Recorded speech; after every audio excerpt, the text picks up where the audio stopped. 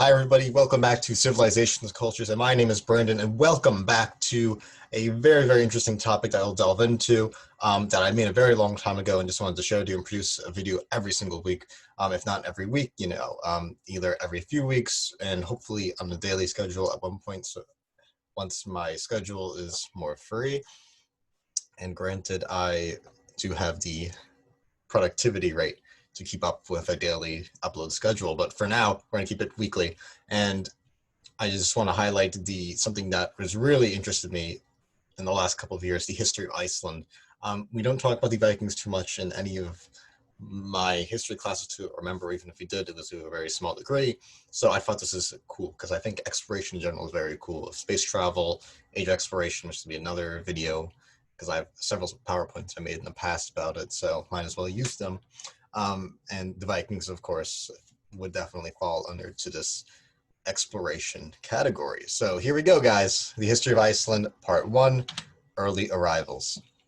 And you'll also note that I separated them at the time, more of a chronological theme thing. So this is going to be focused on the migration and discovery of Iceland and all these early Norsemen and Norse sailors that traveled to Iceland and their experiences encountering Iceland. So here we go.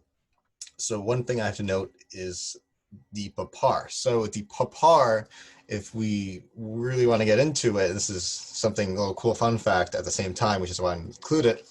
So they were called, these Irish monks were called the Papar, and they left their homeland to worship God in a more peaceful place by using currachs or skin boats to travel to Iceland.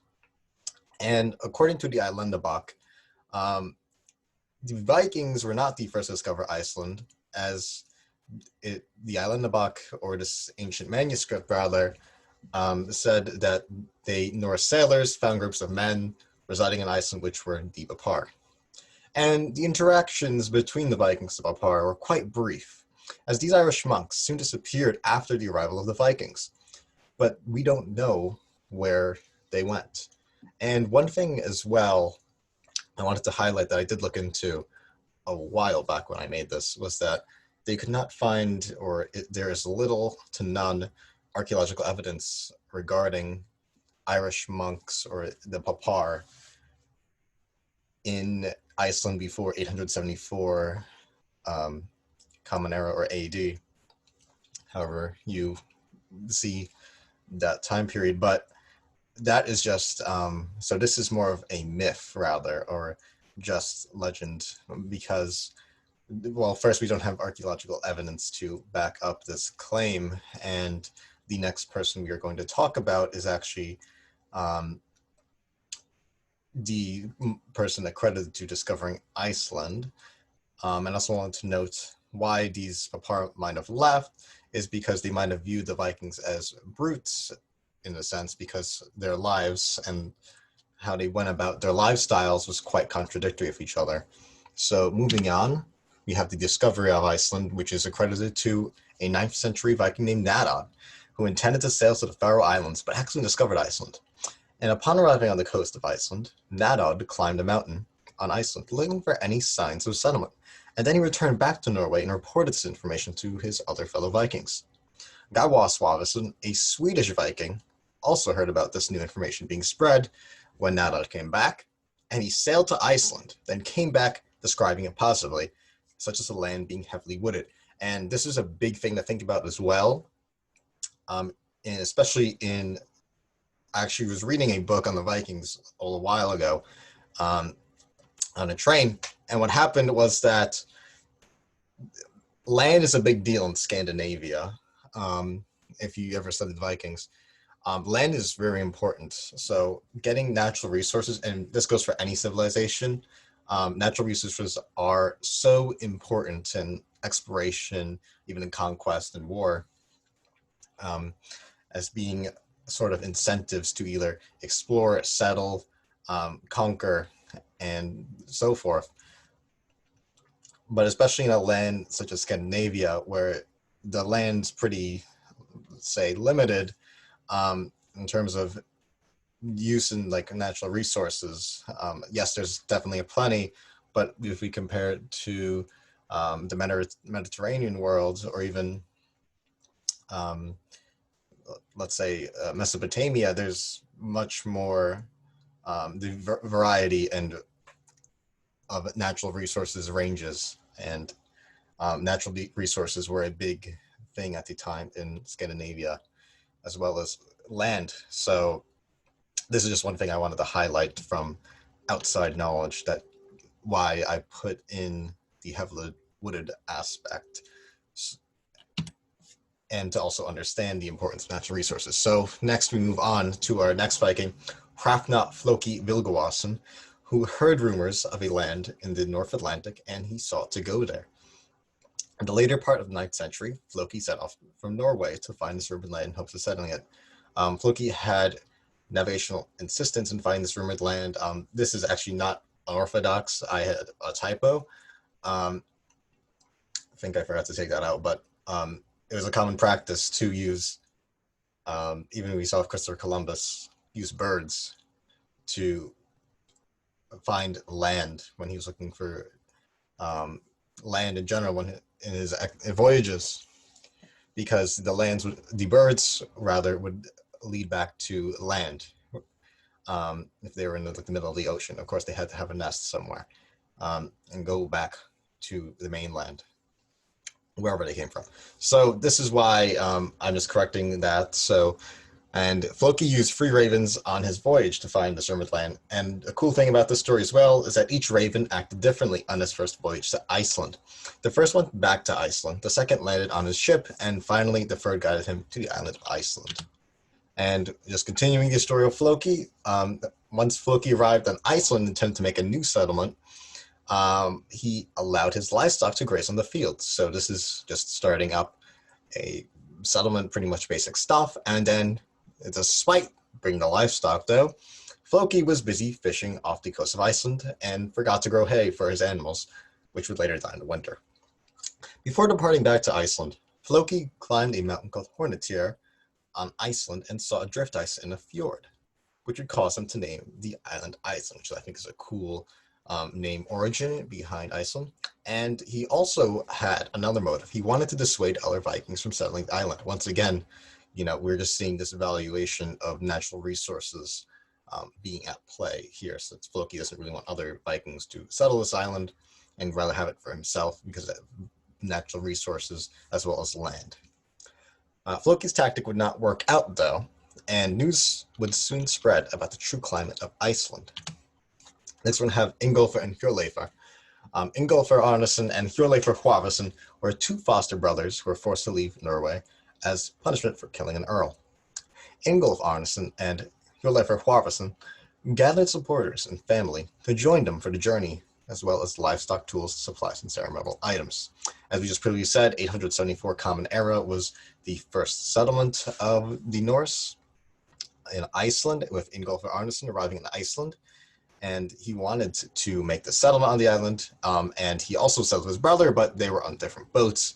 And Hjörleifr Hvarfason, and they lost sight of each other before reaching land and landed in different parts of Iceland. A common practice of the Vikings was to throw high seat pillars on Reykjavik overboard and then settle where the pillars washed ashore.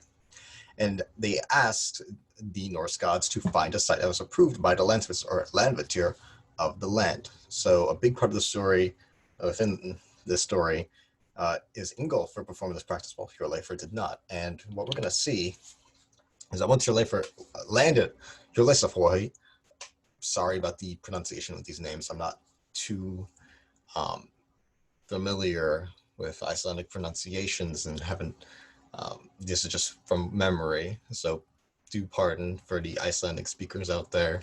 Correct me in the comment section. But Hjörleifr eventually constructed 2 houses and began farming. However, his slaves later revolted and killed Hjörleifr and everyone on the farm. Upon hearing this news, Ingolfr mourned his foster brother. However, he stated that is what the consequences are when someone does not worship. Ingolfr later avenged his brother though by killing Hjörleifr's slaves who revolted. After 3 years of looking for the high seat pillars, Ingolfr and his slaves found those pillars at the future city of Reykjavik. then began building. And if the word Reykjavik, or its name Reykjavik, is similar to you, it is the capital of Iceland. So just is a cool origin story as well to how Reykjavik was founded.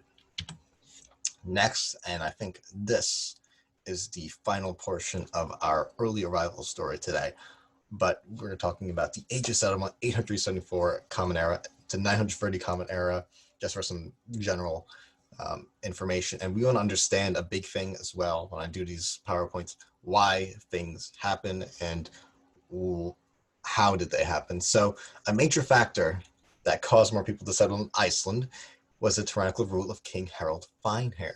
In the 872 Common Era, King Harald was the first to unify Norway's chiefdoms into a state. Harald declared that other lords had to be submissive to his rule or be exiled. Many of those lords and wealthy people decided to flee to Iceland rather than be under King Harald's rule.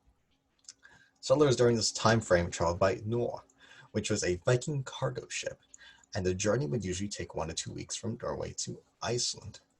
And the graphic to the right, I don't think I covered the other ones, but I will in the future videos, is a image of King Harald Finehair. And I also want to hone in on this idea of what causes things to happen. So we're going to see a causal migration right here with the story of Icelandic settlement and migration due to this king who people saw as corrupt, and I say corrupt because in their perspective, he's viewing them as trying to go against his rule. Meanwhile, we also see the other perspective of the lords, for example, the other lords who don't want to be submissive and lose their power. So this is why it's mainly a perspective thing as well. So they still want to have a sense of power within these chiefdoms, but Harald does not like that. So we're going to see that play a big factor in the story of Iceland. So I think that is it for today. Yep, as next time, I'll just give you guys a preview, is the Saga Age from 930 Common Era to 1030 Common Era.